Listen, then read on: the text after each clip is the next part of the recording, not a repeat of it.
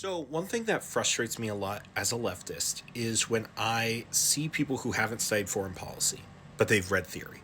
And I can tell because I'm someone who studies foreign policy and security policy and hasn't read theory, but has learned a lot of stuff that clearly comes from theory. Like I'm a leftist, right? I just haven't gotten to the theory part, right? And what's so important is I've taken political economy basically twice. And political economy is so important because politics and the economy, they're not like two different fields. They're the same fucking thing. And theory comes at it from an economic standpoint. And, government policy stuff comes out of government standpoint. And what's so important is I could tell when you motherfuckers don't know how American security policy and global policy works. And it's frustrating because then you'll talk about world events.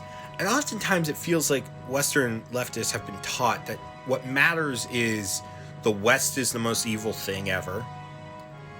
There's nothing good in the West, in the West's actions, and that there's no other power who could be as bad as the West.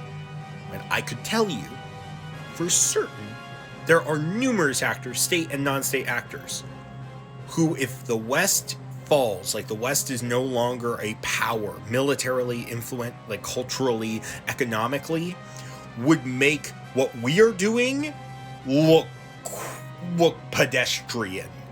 Okay? And some of it's because they learn from us, and some of it is because of their own creation.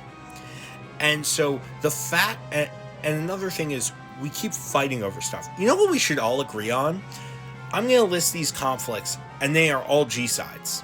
Ukraine, Russia, is PAL, Sudan as a whole, Congo as a whole, the Uyghurs in China.